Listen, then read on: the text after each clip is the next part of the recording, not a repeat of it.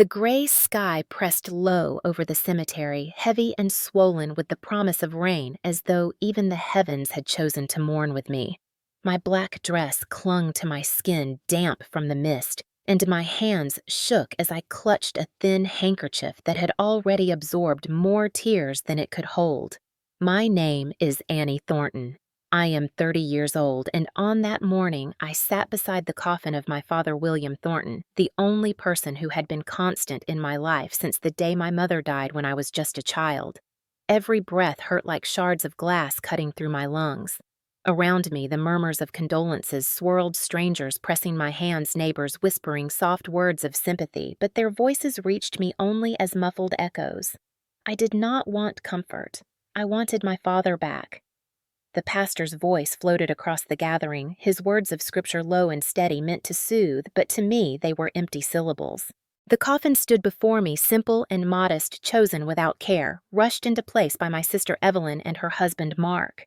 My father had deserved more than this hurried farewell, more than this hushed ritual where even his friends from the community had not been invited. I pressed my palm against the cold metal of the chair, as if grounding myself to reality. Dozens of people surrounded the grave, yet I had never felt so utterly alone. Then it happened. In the middle of the prayer, just as the pastor lowered his head, a vibration pulsed in my hand. My phone, hidden in the folds of my purse, trembled once, then again. For a heartbeat, I considered ignoring it, ashamed even to think of distraction at such a sacred moment, but something in me, some instinct beyond reason, forced me to look. My hand slid into the purse and pulled the phone out. The screen glowed bright against the gloom, and on it were words that froze my breath and sent ice rushing through my veins. I am still alive. Do not trust Evelyn and Mark. My fingers stiffened around the device. My heart pounded so loudly I was certain everyone could hear it. Alive. The word pulsed in my mind, raw and shocking. My father, whose body supposedly lay only a few feet away, was telling me not to trust my sister or her husband. For a moment, I thought I had gone mad, that grief had fractured my sanity. But the message was real clear, undeniable.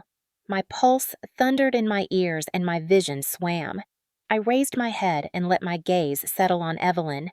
She stood tall at the edge of the crowd, her figure immaculate in a fitted black dress more suited for a gala than for mourning.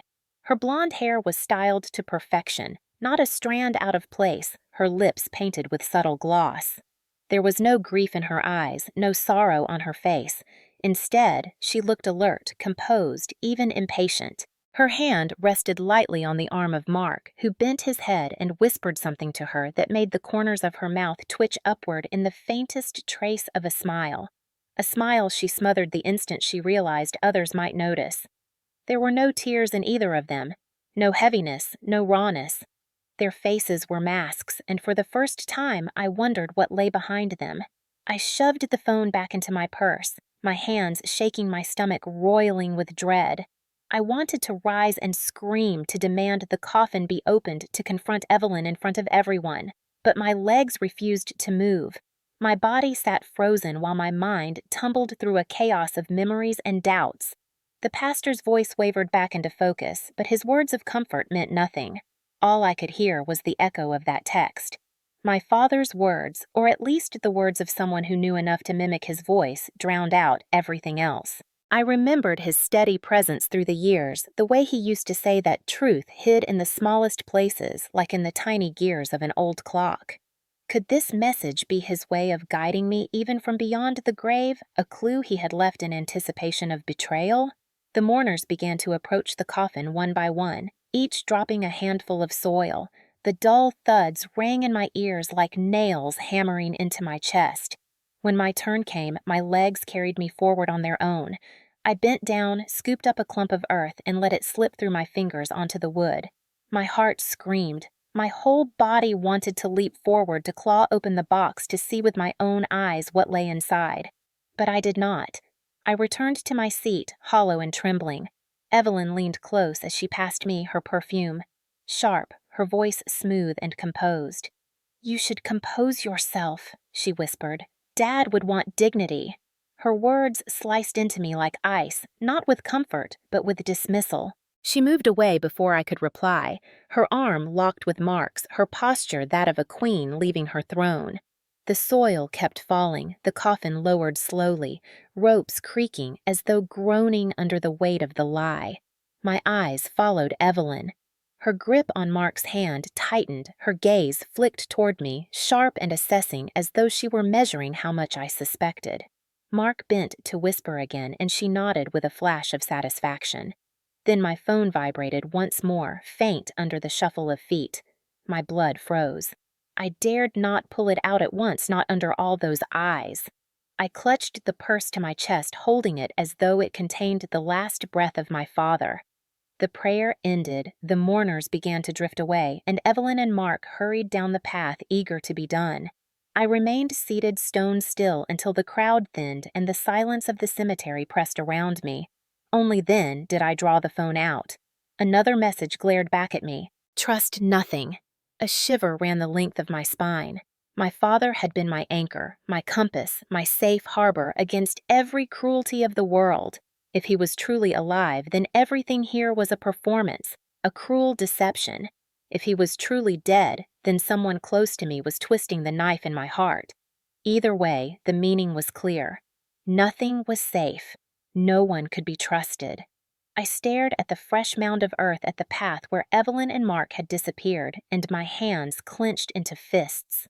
Grief had been poisoned with suspicion. In that moment, I understood with dreadful certainty. My father's death was not the end. It was only the beginning. When I was 7 years old, my world collapsed with the sudden death of my mother. Yet from that devastation came the bond that would define my life. My father, William Thornton, became both mother and father to me, refusing to let grief break us apart. He worked long hours in his small clock repair shop, his hands steady with the patience of a craftsman. Yet he always found time to come home, roll up his sleeves, and cook us simple meals. I remember him standing at the stove, stirring soup with a wooden spoon, his hair damp from the rain outside, humming tunes under his breath while I sat at the kitchen table drawing in my notebook. At night, he would sit at the edge of my bed and tell me stories about time itself, how every tick of the clock was a heartbeat of the universe, reminding me that even in loss, life moves forward. He mended not only the clocks of Spring Creek, but the cracks in my heart piece by piece. I still recall the day he came rushing into the ballet studio during a thunderstorm, his coat dripping wet, his shoes squeaking against the polished floor because he would never let me walk home in the storm alone. He carried my small shoes in his hands and told me I danced like my mother, graceful but fierce. I clung to his side, embarrassed but proud that he was there even if the other girls giggled. Another time when money was painfully tight, he skipped lunch for weeks just to save enough to buy me a set of secondhand books on classical literature. They came in a battered box, pages yellowed and corners bent, but he wrapped them in brown paper and tied them with twine as if they were treasures. To me, they were. I devoured them under the dim light of the desk lamp in his workshop while he tinkered with gears and springs. Our silences comfortable, our companionship unspoken but deep. He would often pause, wipe the grease from his fingers, and look at me with eyes both tired and full of pride. "Time is precious, Annie," he used to say with quiet conviction, "but love is priceless." Those words became the foundation of my life. Evelyn, my older sister, had a different relationship with him. In those early years, she seemed distant, even though we shared the same house. Where I sought warmth and reassurance, she sought independence and, more often than not, superiority. I would sometimes catch her rolling her eyes at the meals Dad cooked or mocking his old-fashioned ways. She complained about the tin roof that leaked when it rained, about the hand-me-down clothes, about the simplicity of our lives. She wanted glamour, a life beyond the narrow streets of Spring Creek. I remember one Christmas when Dad used the little he had saved to buy us both modest gifts. For me, it was a leather-bound journal where I could write my thoughts. For Evelyn, it was a pair of silver earrings, delicate and simple. She frowned the moment she opened the box and muttered that all her friends had gotten better things. I watched Dad's face fall just a flicker, but I felt the sting of her ingratitude on his behalf. From that moment, I began to sense the growing rift between us, a line drawn by values. As I grew older, my closeness with Dad deepened. He taught me how to repair a clock, guiding my clumsy fingers with his steady hands. He showed me how to identify worn gears, how to listen to the rhythm of time itself. Every lesson carried something beyond mechanics: patience, perseverance, respect for the small things that keep the whole together. He often reminded me that life worked the same way. You cannot neglect the little parts of love and trust, or the whole family falls apart. Evelyn, however, drifted further. She chased after wealthier friends, envied their cars and clothes, and began to scorn what we had. She accused Dad of favoritism, saying he spoiled me, though I knew what he gave me was not favoritism, but presence, the simple gift of being there. He tried to reach her. I saw him do it, offering to teach her in the shop, offering to walk with her, but she brushed him aside. Her eyes sparkled only when the conversation turned to money or escape. There was a day burned into my memory when Evelyn came home furious after a school event because one of her classmates teased her about living in a small house with no car. She shouted at Dad that he was holding us back, that his tiny shop was pathetic. I was standing in the doorway and saw the hurt in his eyes, though he said nothing in defense of himself. Instead, later that night, he sat with me on the porch under the stars and told me that love was not measured by the size of a house or the brand of a car. It was measured by the way you showed up for each other. That became the lesson that shaped me, but I realized then that Evelyn had chosen not to learn it. As years passed, the gap widened. She envied the affection I shared with him and began to treat me not like a sister but like a rival. Her words often dripped with jealousy, small jabs about being Daddy's girl, hints that one day I would see that all his sacrifices were worthless. I ignored her, but deep down I feared that her bitterness was growing into something darker. Yet through it all, Dad kept trying. He kept cooking, sewing torn clothes, telling stories, making the best of what we had. He reminded me that grief does not define us, but how we respond to it does. And he responded by pouring himself into fatherhood with everything he had. He became my safe harbor, my confidant, the person I trusted above all others. I look back now at those warm years and realize that they were not simply memories. They were anchors preparing me for the storm that was yet to come.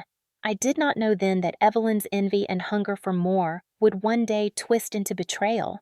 I only knew the comfort of a father's love, the steady tick of the clocks in his shop, and the truth he whispered again and again: "Time is precious, Annie, but love is priceless." Those words echo louder now than ever before.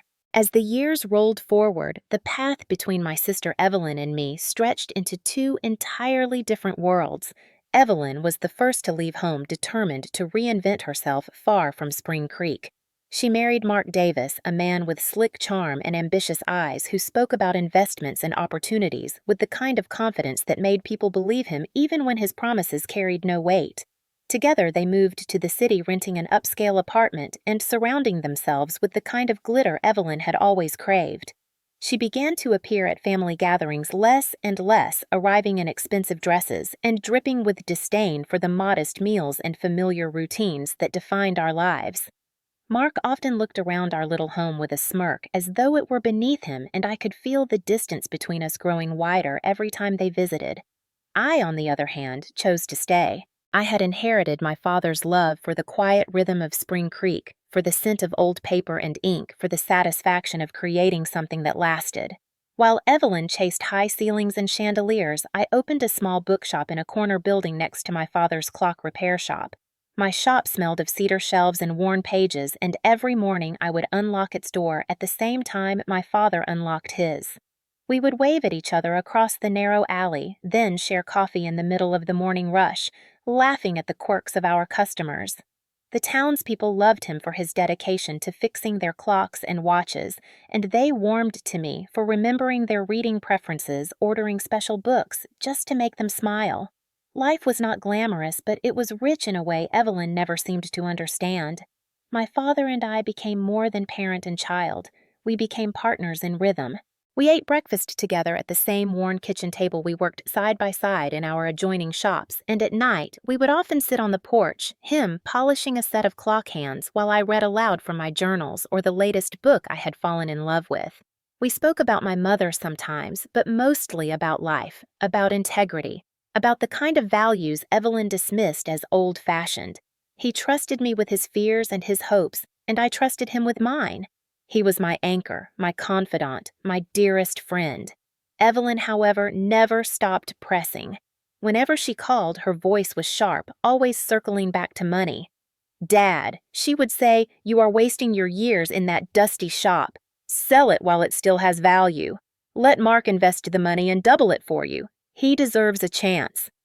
My father always responded with calm dignity, never raising his voice, but his refusal was firm. "This shop is my life's work, Evelyn," he told her more than once, "and my life's work is not for sale." He believed in the meaning of labor and legacy and the weight of every clock he restored. To him, they were not just gears and springs, but symbols of time itself, of continuity, of love made tangible.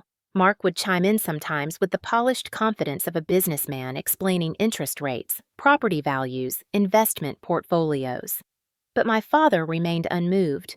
"Annie understands," he said once, turning his eyes to me with a pride that made my heart swell. "She knows the value of keeping something real, something honest." That only fueled Evelyn's resentment. Her eyes would darken whenever he praised me. She accused him of favoritism, accused me of clinging to him to keep him from moving on.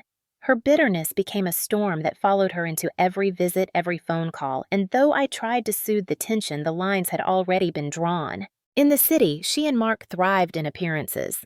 They bought new clothes, hosted parties, boasted of deals and projects. Yet beneath the glitter, I saw cracks, whispers of debts, of risky ventures, of promises unfulfilled. My father saw it too. He worried, though he rarely said it aloud, that Evelyn's hunger for more would consume her and Mark's ambition would drag her down with him. Still, he tried to love her as best he could. I remember a night when Evelyn had visited briefly, dropping off some documents she wanted Dad to sign. After she left, he sat long at the kitchen table staring at the papers. I asked what was wrong, and he only sighed, folded the papers back into their envelope, and said he would not be pressured. His jaw was tight, but his voice was steady. "Annie," he said, "time reveals everything. We must be patient." In those years, I learned to see him not only as a father, but as a man of principle, a man who stood his ground no matter the storm. His resilience became the compass of my own life. But it was also during those years that I began to sense a shadow creeping closer. Evelyn's visits became increasingly transactional. She brought forms for Dad to sign, spoke endlessly about investments, pressed for access to his accounts. She would sigh dramatically at the sight of his worn hands and say he was too old to be working, that he should let others handle things. Mark nodded along, his smile thin and watchful. My father would listen, polite, but immovable. "This shop keeps me alive, Evelyn," he told her once, his voice carrying the weight of finality. "It gives my days meaning. If I stop working, I will stop living." I sat beside him, then my hand resting on his, and I saw Evelyn's lips tighten into a thin line. She looked at me not with sisterly love, but with something that resembled resentment, sharpened into resolve. That moment chilled me, though I could not explain why. It felt as though something inside her had snapped. I held on to those words of my father, his declaration that his shop was more than work. It was his essence, his purpose. At the time, I thought it was only another disagreement, another skirmish in the ongoing war of values. I did not know that this conflict, this clash between legacy and greed, between love and ambition, would be the turning point that set us all on the path toward betrayal, tragedy, and a darkness deeper than I could yet imagine. It was an ordinary Tuesday morning when everything shattered. The air smelled of fresh bread from the bakery down the street, and sunlight filtered through the curtains as I prepared coffee for my father before heading to the bookshop. He had promised me the night before that he would make his famous beef stew for dinner, laughing as he wagged a finger at me and said, "Do not be late, Annie. I am serious." His voice had been light but warm, carrying the same affection that had anchored me all my life. That morning, I watched him put on his work apron, kiss the top of my head, and step out toward his shop as he had done thousands of times before. I never imagined it would be the last moment of peace between us. 2 hours later, the phone rang with a shrillness that cut straight into my chest. Evelyn's voice came through flat and cold. Dad did not make it. The words froze in my ear. I asked her what she meant, demanded clarity, and she replied with irritation. There was an accident at the shop, a gas explosion. He is gone. That was it. No trembling voice, no grief, just the blunt announcement of my father's death. I collapsed to the kitchen floor, the mug in my hand shattering into pieces. My heart screamed against the walls of my chest as memories of him flooded me. The thought of never hearing his laugh again, never feeling the warmth of his hand over mine, was unbearable. My neighbor, Mrs. Caldwell, rushed in after hearing my cries and held me while I shook violently. Hours blurred into days, and before I could catch my breath, Evelyn and Mark had taken control of every arrangement. The funeral was scheduled almost immediately with no consultation. They chose the cheapest coffin, arranged the shortest service, and sent no invitations to neighbors or friends. When I questioned why so few people were being told, Evelyn brushed me aside with a cutting tone. Dad would not want to fuss, Annie. It is better this way. I knew in my bones that was a lie. My father had lived his entire life for this community. He had fixed their clocks, repaired their watches, helped their children with school projects, shared meals with them on countless porches. He loved people, and they loved him. To deny them the chance to say goodbye was not only cruel, but unnatural. On the day of the funeral, I dressed in the same black dress I had worn once before for my mother's burial. My hands trembled so badly that I could not fasten the small buttons on the back, and my neighbor had to help me. "Be strong, Annie," she whispered, but strength was impossible. I walked to the cemetery feeling like a hollow shell. The coffin lay at the center, surrounded by only a handful of people, the silence oppressive. Evelyn stood with Mark at her side, her eyes dry, her posture almost impatient. The pastor spoke of eternal rest of peace, but his words dissolved in the fog of my disbelief. I clung to the memory of my father's promise from the night before. "Do not be late, Annie. We will eat stew together." The thought that he had died before keeping that promise broke me in ways words cannot capture. As the time came for the final farewell, the mourners moved forward one by one to drop soil onto the coffin. My knees buckled as I bent to gather a handful of earth. The sound of the dirt hitting the wood rang like a final judgment. My body screamed to open the coffin to see him one last time, but Evelyn's eyes were on me cold and watchful, and I forced myself to step back. My heart was being buried alive. Then it happened. Just as I sank back into my seat, my purse vibrated. I hesitated. My vision blurred with tears, but instinct forced me to reach inside. My phone screen lit up with a message that turned my blood to ice. "I am still alive." My breath caught. The letters blurred in front of my eyes, but the meaning was undeniable. Alive. He claimed to be alive. My fingers trembled so violently I nearly dropped the phone. Before I could gather myself, another line appeared. "Do not trust Evelyn and Mark." I clamped my lips shut to keep from crying out. My heart thundered so loudly that I thought everyone must hear it. I looked up slowly, my eyes finding Evelyn and Mark. They stood side by side, hands intertwined, faces composed, but distant like actors waiting for their curtain call. No grief, no love, no loss. Only a strange detachment. My mind spun with impossible questions. If my father was truly alive, then who lay inside that coffin? If the message was false, then who knew enough of our lives to use such details against me? My pulse raced until I felt faint. I shoved the phone back into my purse, gripping it as though it were a lifeline. My grief was suddenly poisoned with doubt. Everything felt unreal. The funeral that should have been a sacred goodbye had turned into a stage for something sinister. When the service ended and people began to leave, Evelyn leaned toward me, her voice low and edged with contempt. "Pull yourself together, Annie. This is embarrassing." I stared at her, searching for a crack in her mask, but her eyes were cold, unreadable. Mark gave me a stiff nod before leading her away. I remained seated as the cemetery emptied, my hands clutching the purse to my chest, the vibration of the phone still echoing in my veins. The sky darkened overhead, a drizzle beginning to fall, each drop tapping the coffin as though marking time. And in that storm of grief and suspicion, I realized with absolute clarity that my father's death, or what I had been told, was his death, was not the end of our story. It was only the beginning. That night after the funeral, I could not sleep. I sat alone at the kitchen table with the single lamp glowing dimly, the phone beside me like a silent witness, the words from the message repeated in my mind with relentless rhythm. I am still alive. Do not trust Evelyn and Mark. Every time I tried to dismiss it as a cruel prank, I remembered the emptiness of Evelyn's eyes, the way Mark's smile seemed forced, and the haste with which they had buried our father. Grief battled suspicion inside me until I could no longer separate one from the other. My father had always taught me that truth hides in small details, just as a clock hides its secrets in tiny gears. He used to tell me that if ever I doubted, I should look closer at what seemed ordinary. That thought became my compass. The next morning, I walked to his shop for the first time since the supposed explosion. My heart pounded as I opened the door, expecting to see charred wood or broken glass. But what greeted me instead was unsettling perfection. The shop was spotless, unnaturally clean. There were no burn marks, no debris, no smell of smoke. Every clock hung neatly in place, ticking their steady rhythms. It looked like any other day, not the scene of a deadly accident.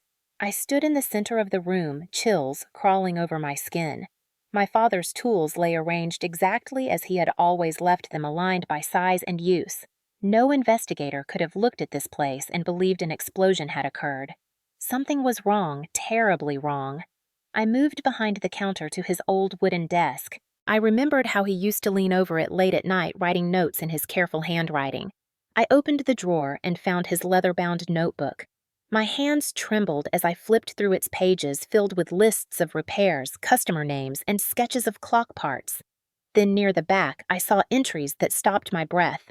Evelyn wants me to sign papers. Mark pushes for insurance. I fear their intentions. My chest tightened as if a vice had clamped around it. My father had suspected them. He had felt their pressure and doubted their motives. Another line written a week later said simply, "I will not sell. This shop is my soul. They will not take it." Tears blurred my vision as I pressed the notebook against my chest. He had known something was coming. He had felt the storm approaching, and yet I had been blind. I sank into his chair, breathing in the faint scent of oil and wood polish that still clung to the room. My grief swelled into anger. How could Evelyn, my own sister, push him so relentlessly that he felt the need to record his fears? My phone buzzed suddenly on the desk. I jumped, my hands trembling as I opened the new message. Remember the blue clock. Hidden drawer. My eyes darted around the room until they landed on a tall, antique clock painted in a faded shade of cobalt. It had been my favorite since childhood. I walked toward it on shaking legs. My father had once told me that every clock has a secret compartment someplace where timekeepers hid valuables during war and hardship. I pressed along its edges, running my fingers over every groove until I felt a slight give. A small hidden drawer slid open with a faint creak. Inside lay a folded letter with my name scrawled across it. Annie. My heart nearly stopped.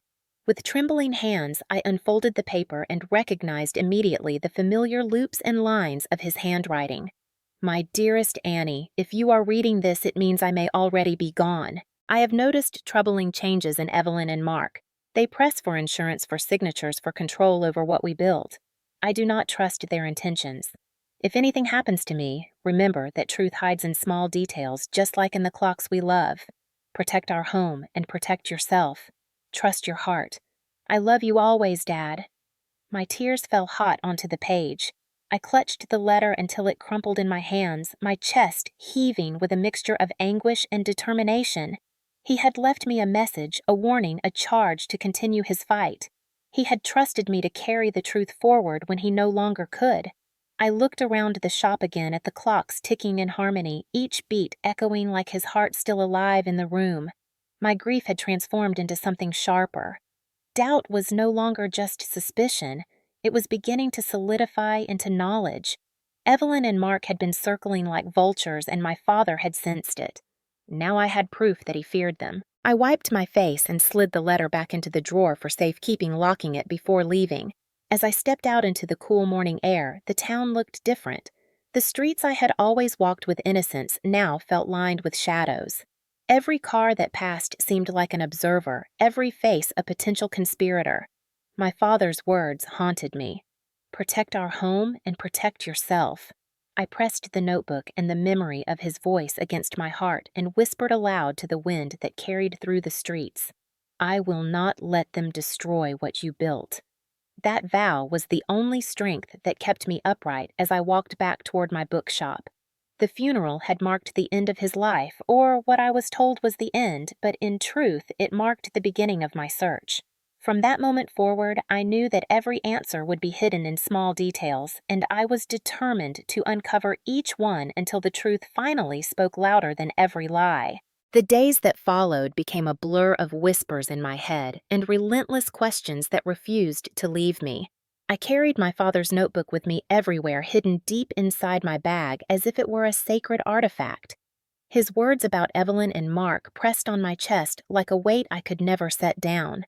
I decided I could not carry this burden alone, so I went to see the one person I knew had always stood by my father without wavering, Mr. Harris, his lifelong friend and fishing companion.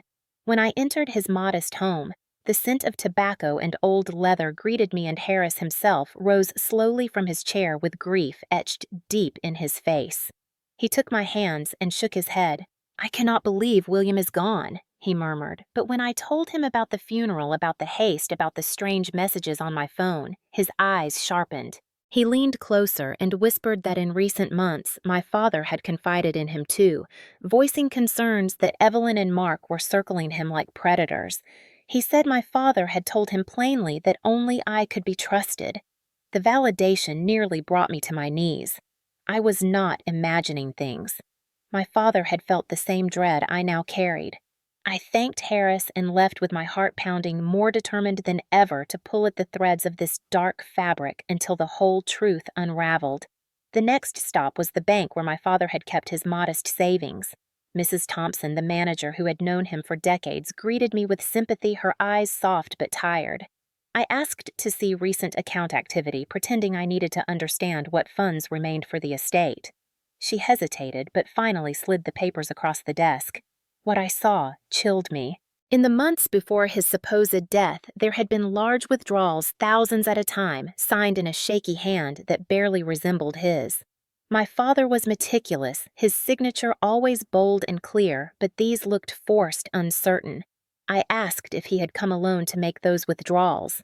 Mrs. Thompson furrowed her brow and said, "Now that I mention it, he came in with Evelyn once and with Mark another time, saying his eyesight was poor and they were helping with the paperwork. But my father had never struggled to read. He wore his glasses faithfully. My stomach turned. They had been orchestrating this all along. As I left the bank, my phone buzzed again. Check the hidden drawer in the blue clock, it had said before. Now a new message appeared. "Look deeper. You are closer than you think." My hands trembled as I hurried back to the shop. I went straight to the cobalt clock and this time examined it more carefully. Another compartment lay tucked behind the drawer I had already opened. Inside, I found a second envelope sealed with wax. I broke it open with my fingernail. The letter inside was shorter but more urgent. "Annie, if you are reading this, then time has almost run out. Evelyn brought me documents I do not trust. Mark keeps talking about insurance. If I cannot protect myself, then you must protect what is ours. Trust no one, but follow your instincts. Remember Annie.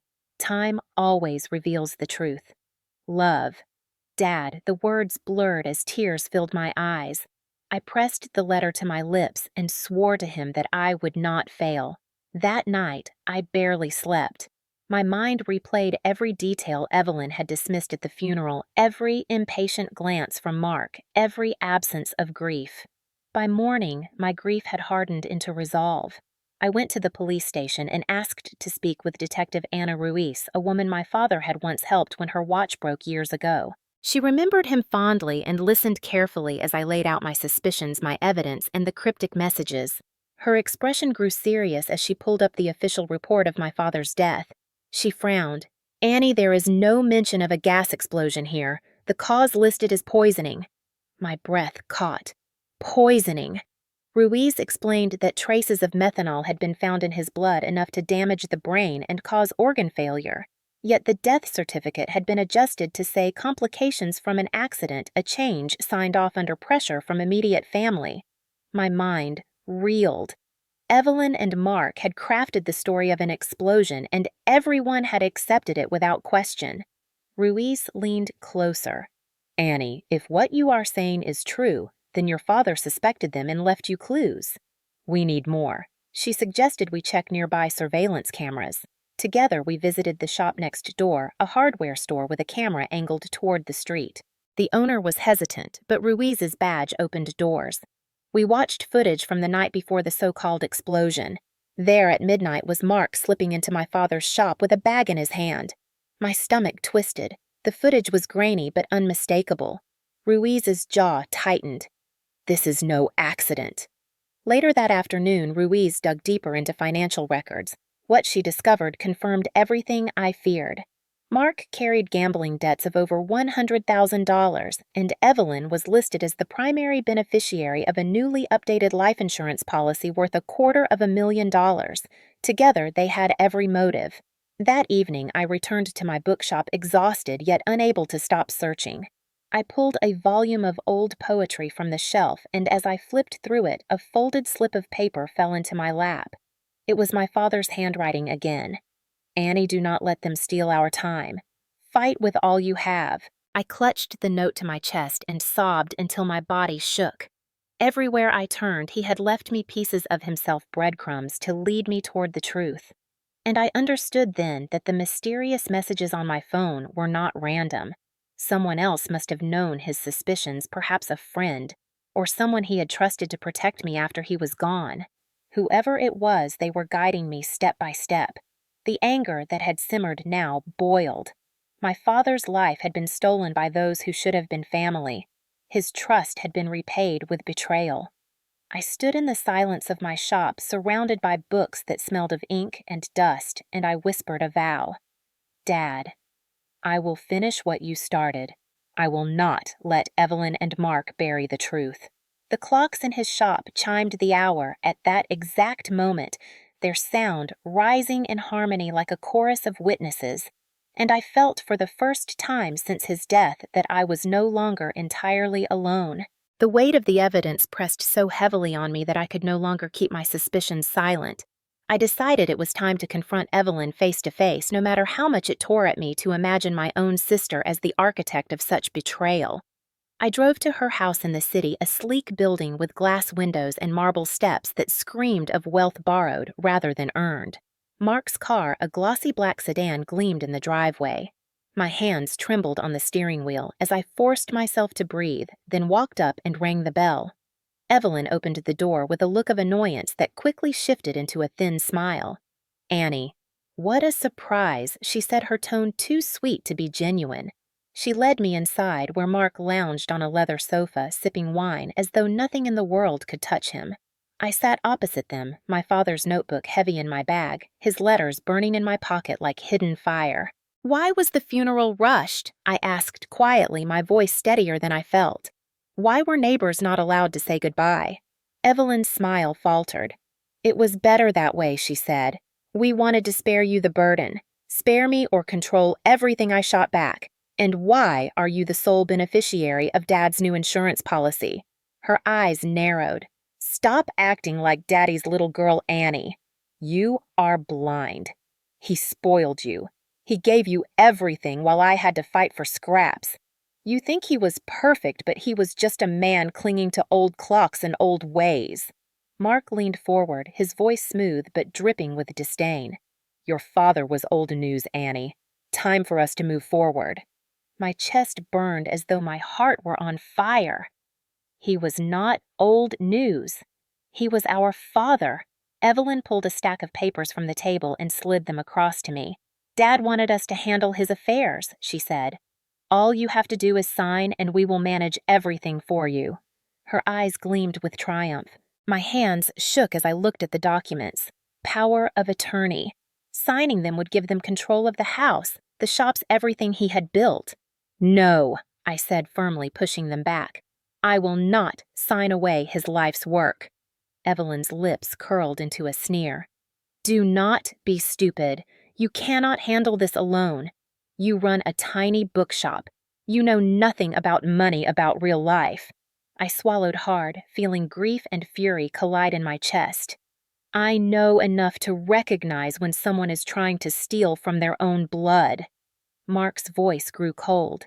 You need to be practical. The world does not run on sentiment. It runs on numbers, and your father did not understand that. Now he is gone, and we are offering to protect you. Protect me? I laughed bitterly. Or silence me. The air in the room grew thick-heavy with the unspoken truth hanging between us. Evelyn's eyes flashed with something dark, something that chilled me. She leaned closer, her voice low. You always thought you were special, Annie, but you are nothing without him, and now he is gone. I felt tears sting my eyes, but I refused to let them fall. I rose to my feet, my body trembling, yet my voice clear. He may be gone, but his truth is not. I will not let you take it from me. Evelyn stood too, her face twisted with anger. You are going to regret this, Annie. Mark placed a hand on her arm, pulling her back, his smile returning like a mask. Do not waste your breath on her. She will come around. They watched me leave with eyes that no longer belonged to family, but to predators who had been denied their prize. I drove home on shaking legs, my throat tight with unshed sobs. In the silence of my house, I collapsed into a chair and pressed my father's letter against my chest. My body quaked with grief, rage, and disbelief. Evelyn was not simply indifferent. She was complicit. She had chosen greed over blood wealth over love, and she had done it hand in hand with a man who looked at me like prey. The confrontation had left me raw, but it had also confirmed what I already knew deep inside. They were hiding something monstrous, and they were willing to destroy me to protect it. I sat in the darkness until dawn, listening to the ticking of the clocks I had rescued from his shop, each sound a reminder that time was slipping, that I had to act before they found another way to silence me. My father had warned me, and now his warning was all that kept me standing. They wanted me to surrender, but I would fight. For him, for the truth, for myself. The morning after the confrontation, I woke with swollen eyes and a heart heavy as stone, yet the determination inside me had sharpened overnight into something unbreakable. I knew I could not win this battle alone, so I returned to the police station and sought out Detective Anna Ruiz.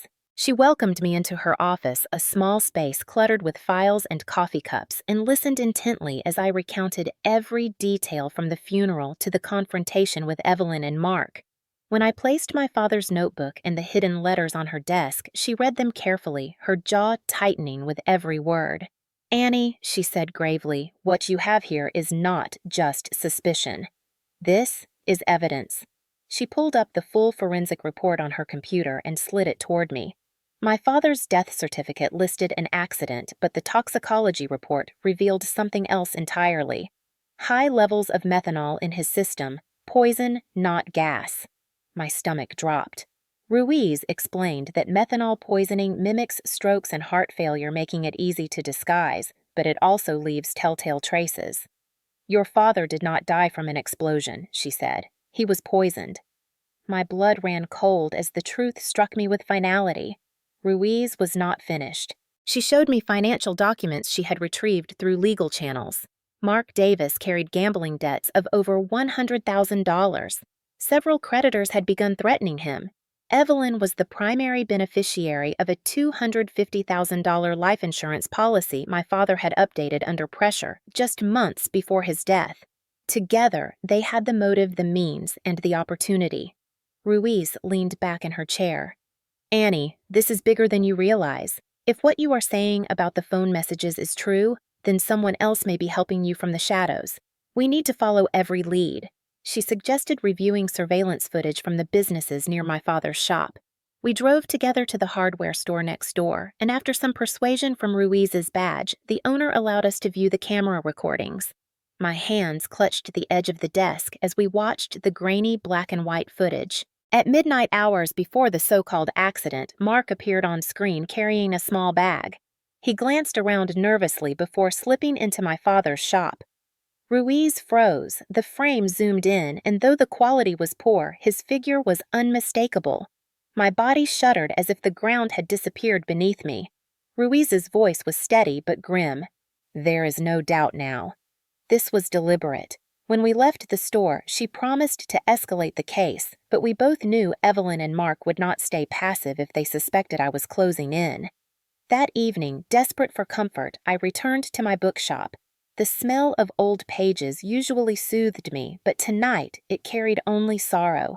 I pulled a volume of my father's favorite poetry from the shelf, and as I opened it, a folded note fluttered into my lap. My breath caught when I recognized his handwriting. "Annie, do not let them steal our time. Fight with all you have." My tears fell hot onto the words. Even after death, he was guiding me, leaving me strength in the only way he could. I clutched the note to my chest, feeling his presence around me. The clocks in his shop ticked faintly through the walls like a chorus of heartbeats, as if reminding me that time was still on my side.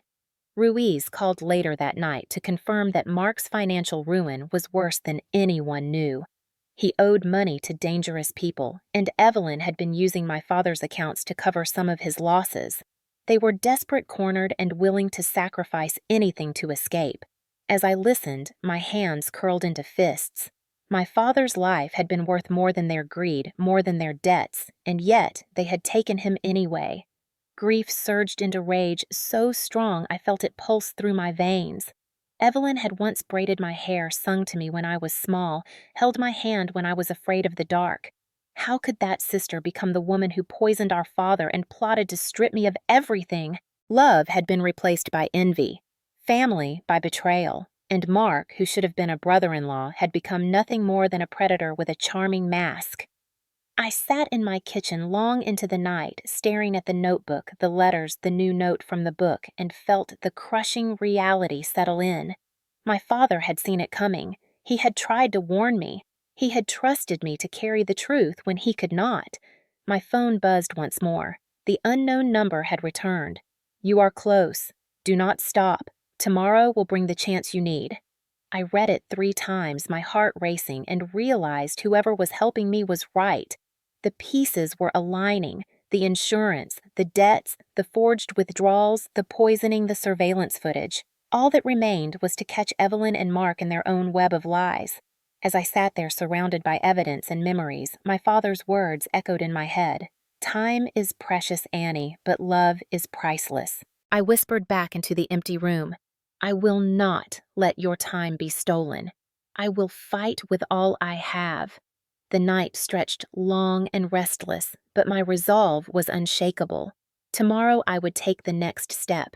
Tomorrow the truth would begin to rise. The following day arrived heavy with dread, yet charged with the energy of decision. Detective Ruiz and I had spent hours the night before discussing how to corner Evelyn and Mark without giving them a chance to escape or twist the truth further. The plan was risky, but necessary. I would pretend to yield to their demands to play the weak younger sister, ready to sign away everything, while Ruiz and her team listened from a hidden position. If Evelyn and Mark revealed their true intentions in their own words, the recording would be undeniable proof. I called Evelyn early in the morning. My voice cracked as I told her I was tired of fighting and willing to meet her to finalize the papers. The silence on the other end was brief but telling. "Good," she said quickly. "You are finally seeing reason. Come to the house tonight. Bring the documents. Mark will have everything ready." I hung up with my hands trembling but my eyes hard with determination. Ruiz set up the equipment, a small recorder hidden in the lining of my jacket, and arranged for officers to wait nearby. She squeezed my hand before I left. "Annie, once they reveal themselves, we will act fast. Do not let them sense anything. Trust that we are here." The drive to Evelyn's house felt like the longest of my life. My father's words played in my mind like a steady drumbeat. "Protect our home. Trust your heart." When I entered, Evelyn was already waiting with Mark, their faces a mixture of triumph and impatience. The papers were spread across the dining table, neatly stacked with pens placed on top. Evelyn's smile was sharp. "Annie, I am glad you came to your senses. Let us sign quickly and put this unpleasantness behind us." My throat tightened, but I forced myself to sit. What happens after I sign? I asked softly, trying to sound uncertain. Evelyn's eyes gleamed. Then everything will be taken care of. You will not have to worry about anything again. Mark leaned forward, his tone low and firm. Once you are out of the way, everything will be ours.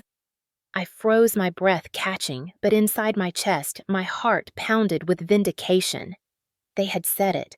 Out of the way! Evelyn did not even flinch at his words. She added coldly, Dad's shop the house, the insurance money. All of it will belong to us the way it should have been from the start. You were never meant to carry his legacy, Annie. You were just a distraction. My tears spilled for real this time, not from fear, but from the agony of hearing my sister condemn me with her own lips. My father's love, his years of sacrifice dismissed as nothing more than a nuisance. I whispered, voice trembling, How could you? He was your father. Evelyn's face twisted.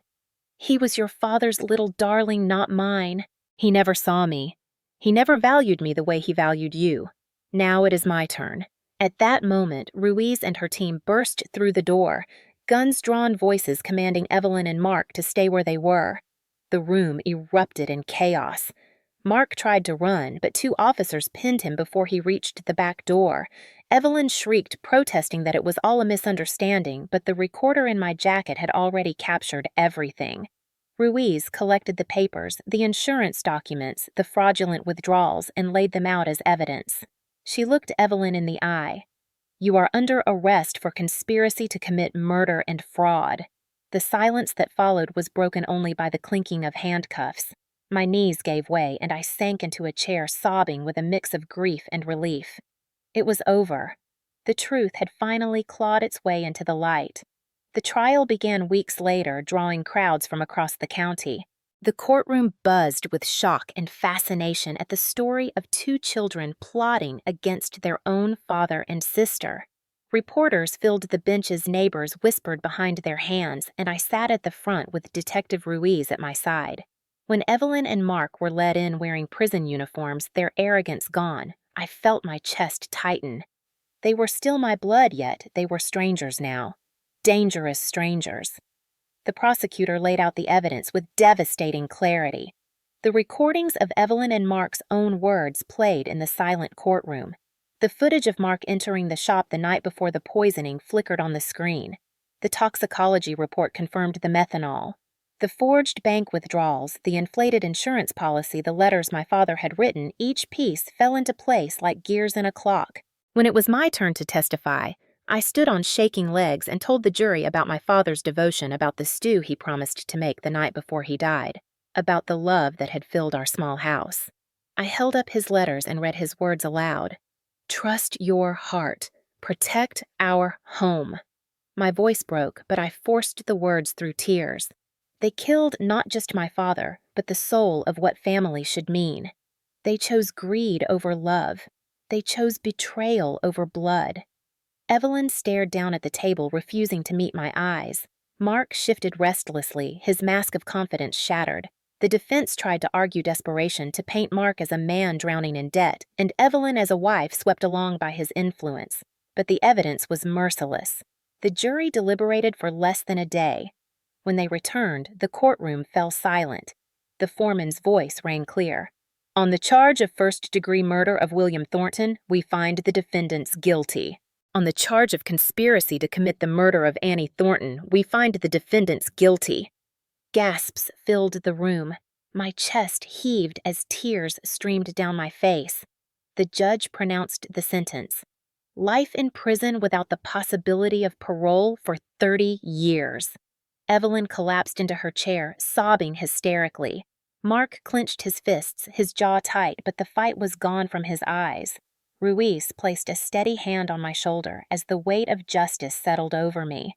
It was not victory I felt, but a bittersweet release, as though a heavy clock had finally struck the hour and freed me from its toll. My father had been avenged, his warnings honored, his love preserved in truth. Yet I mourned, too, for the sister I had lost long before the courtroom, for the family that had crumbled under greed. When I left the courthouse, the autumn air felt different, crisp, and alive. Neighbors embraced me. Strangers offered words of sympathy, but in my heart I only heard my father's voice. Time is precious, Annie, but love is priceless. I whispered to the sky, Dad, I kept your promise. I protected our home. I carried the truth. And for the first time since his death, I felt him near me, proud and at peace. In the weeks after the trial, the silence of my home felt heavier than ever, yet it was no longer poisoned by doubt. Justice had spoken, the truth had been carved into the record of the court, and my father's name had been cleared. Still, the absence of his voice, the steady presence that had guided me through every storm, pressed on me like a constant ache. I wandered through his shop, often letting my fingers glide over the smooth wood of the counters, listening to the clocks tick in unison. It was there, in that rhythm of time, that I decided how to honor him. I would not let the shop die. Instead, I transformed it into something new, a place not of grief, but of giving. I called it Williams Time House, a community center where children from families with little means could come to learn crafts, to read, to find a safe haven. I used the little savings I had, and donations that poured in after the trial drew public attention. Volunteers joined, neighbors offered to teach, and soon the shop rang with the laughter of children alongside the ticking of clocks. It was no longer just my father's life's work. It became his legacy, stretching into lives he would never have met. On Sundays, I still visited his grave with fresh flowers, always red roses, because they had been his favorite. I knelt before the stone and whispered, Dad, I kept your promise. Time still beats for you. And in those quiet moments, I felt the peace of knowing that even though he was gone, his love still shaped the world around me. The pain of Evelyn's betrayal remained like a scar. Sometimes I would wake in the night and remember her laughter from when we were little girls, the way she used to braid my hair, and my heart would ache for the sister I once had before greed consumed her. But then I remembered her words in that dining room, the cruelty in her eyes, and I knew the woman she had become was no longer my sister. Family is not blood alone. Family is love, loyalty, and truth. Mark faded from my mind more easily. He had always been an intruder, a shadow that clung to Evelyn, and now he was nothing more than a name in prison records. My life moved forward slower than before, but steady.